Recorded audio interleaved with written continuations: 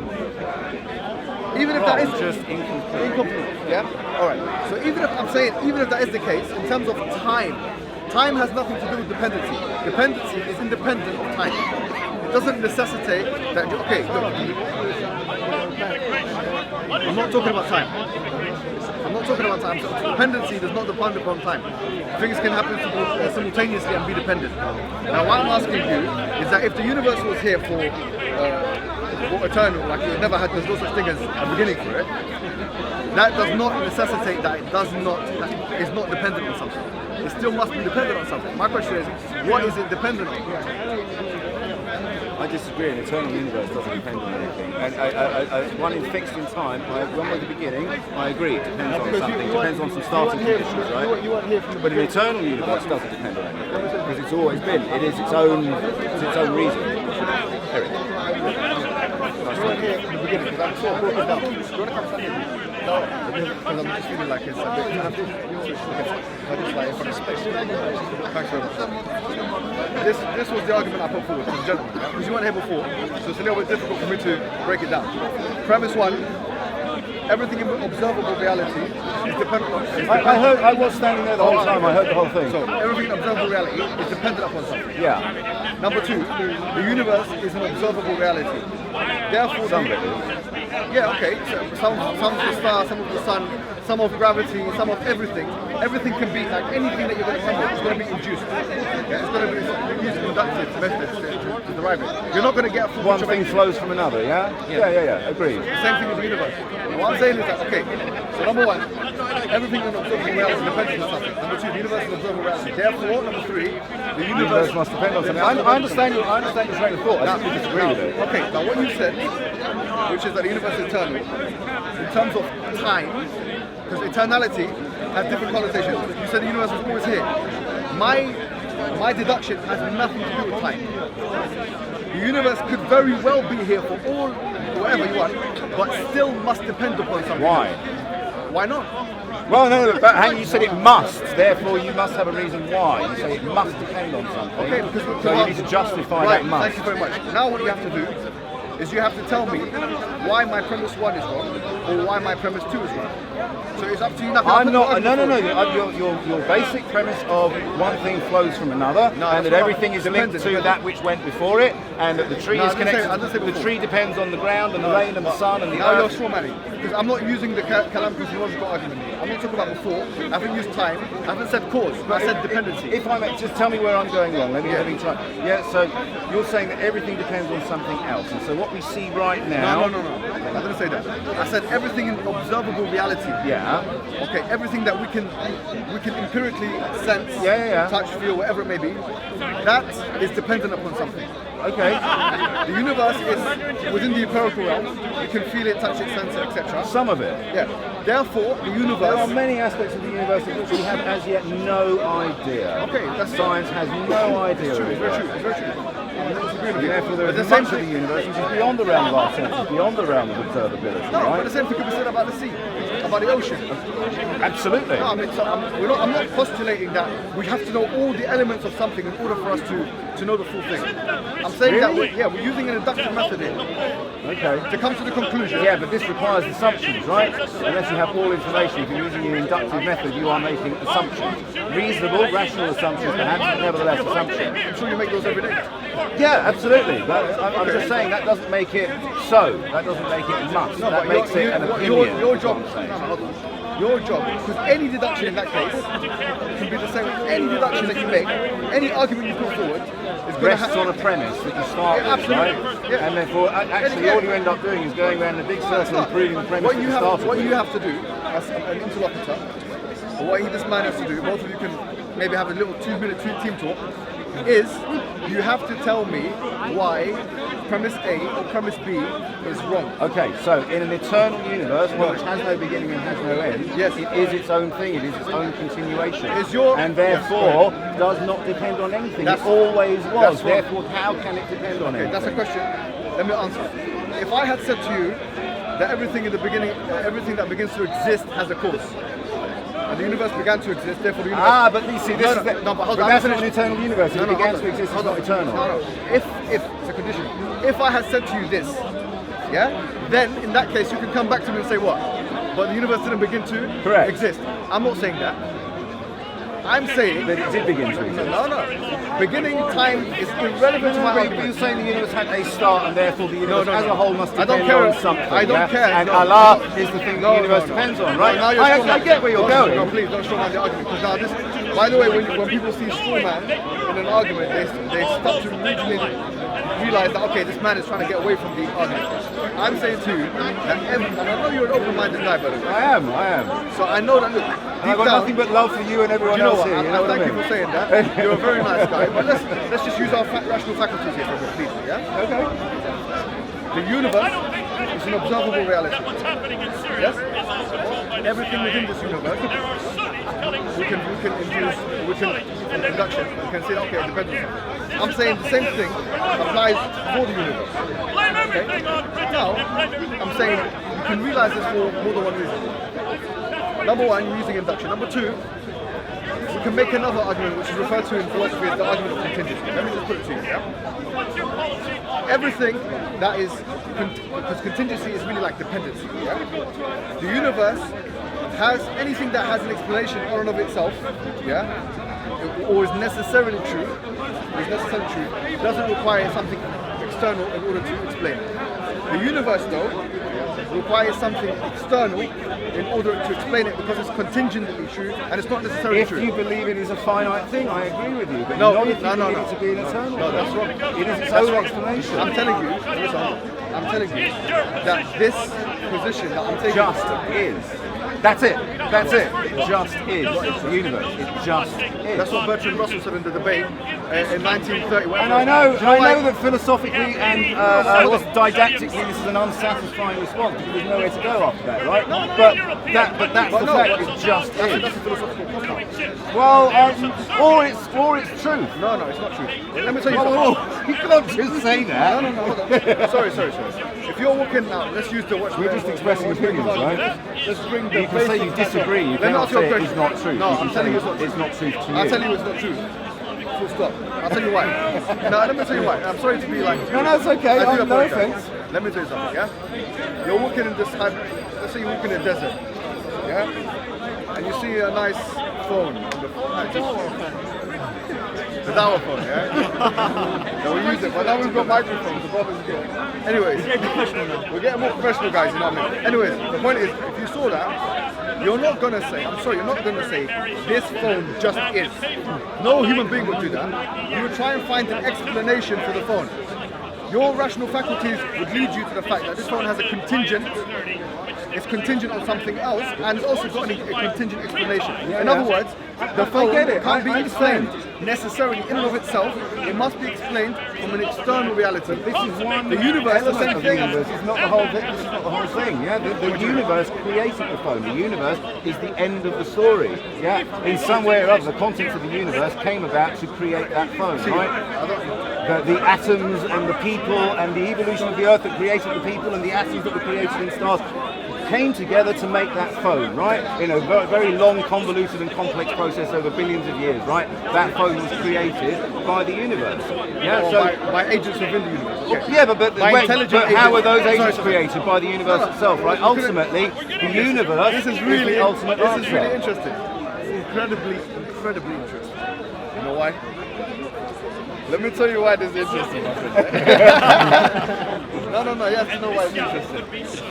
Because now you've given the universe an intelligent capacity. Correct. Wait a minute, Correct. Sorry, hold on.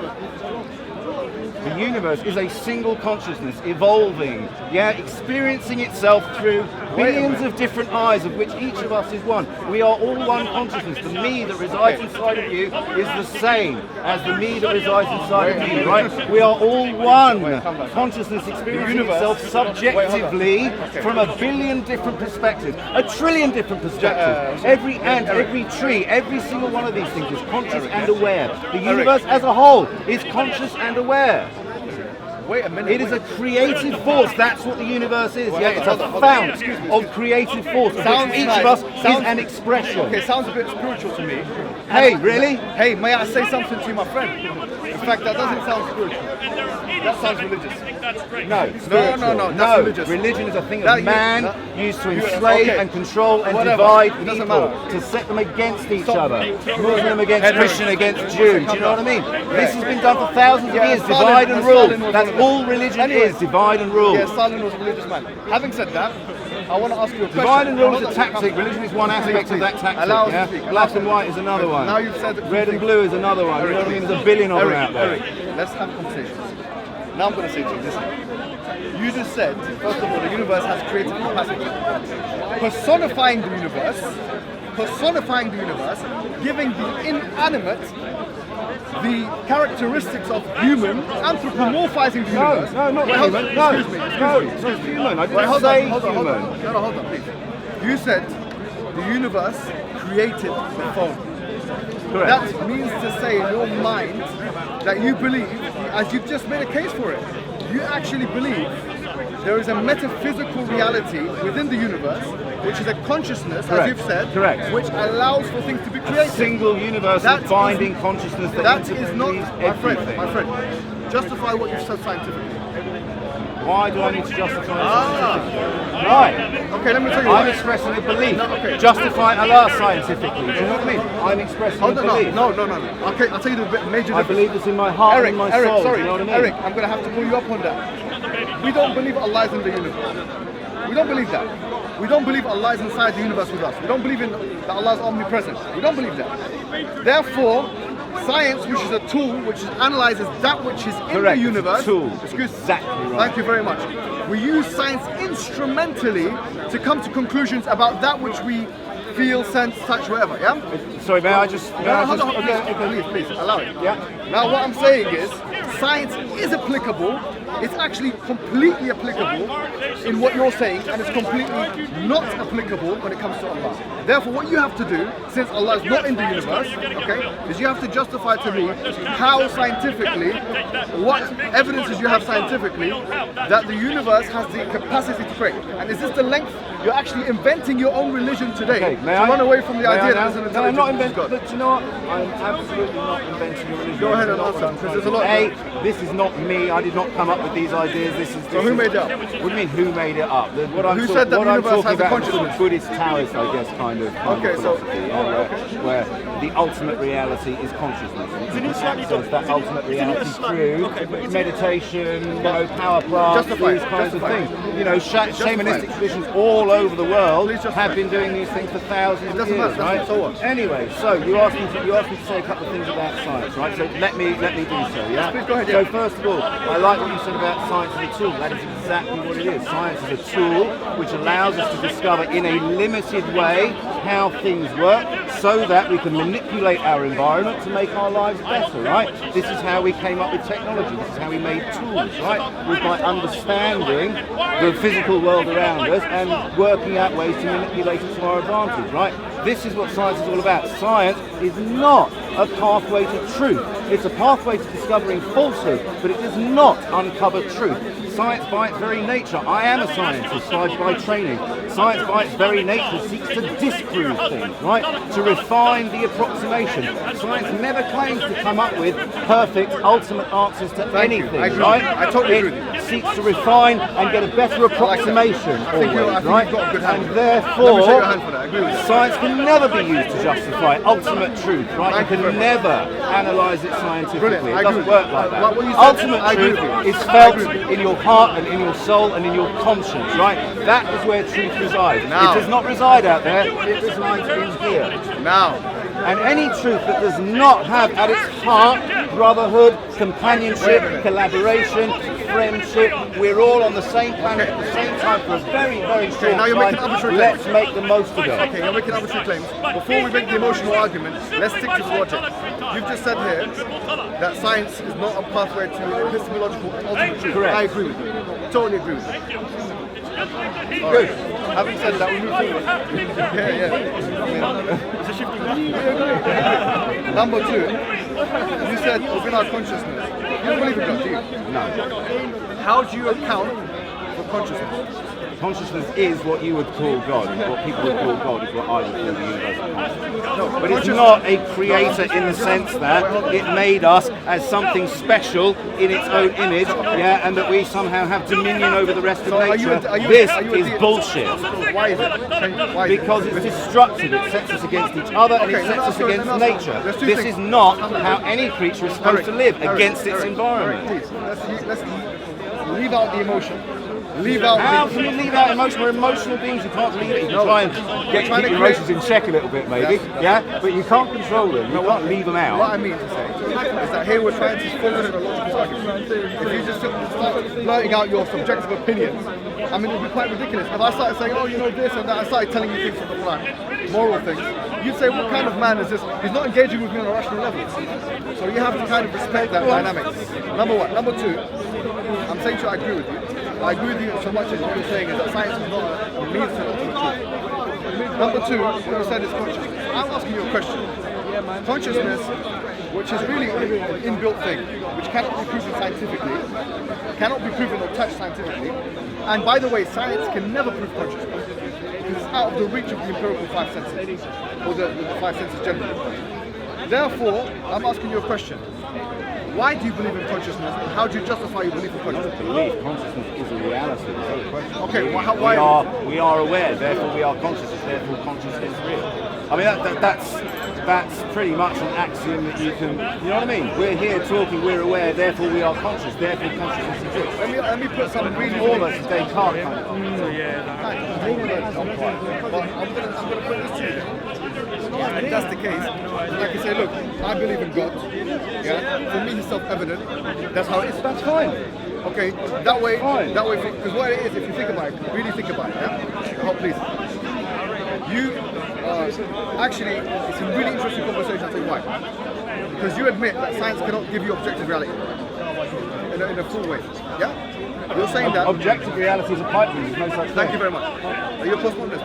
Am I what? Postmodernist. I don't even know. I'm not an anythingist. I'm just me. Stop fucking... Sorry, I apologise. But the pigeonholing of everything is a sickness in our society. Everyone wants to label you. Okay, but hold on. Even if you say that that's the case, on your worldview, there's no way of proving or disproving this sickness. No. So why I don't feel you the need to. I'm quite happy living as I live and letting others live as they want to live. And I'm not down here trying to convince anyone. You don't believe in God? I'm not down here trying to convince anyone. Let me put it this way. You don't believe in God? Not in the Judeo-Christian Muslim kind of way. No. You don't believe in God? I'm going to make sure that before I leave in we'll leave in 3 minutes. You're not going to convert me. No, I'm not going to convert you. He knows it already. Hold on. I don't care about conversion. But I'm going to make sure. You can try, but I'm going to make sure. Either you're going to fall into, you've got two options. You're going to fall into a massive logical fallacy, or you're going to agree with me that God exists, Allah exists today. Let me tell you why. Let me tell you. You're saying objective reality, or cannot really, or science cannot lead you to objective reality. The empirical world. There is no such thing as objective reality. There is only ever subjective reality. Therefore, for me, if Allah exists for me, therefore then Allah it's real exists. for you, and that's all that matters for you. And that means because subjective is more in your mind is higher than objective. That must mean Allah exists. No, it means Allah exists to you. Okay, but that's for me. That's all I need. Exactly. We're in total agreement, mate. We're in total agreement. So with that, because you got to understand something, yeah, I'm happy with this.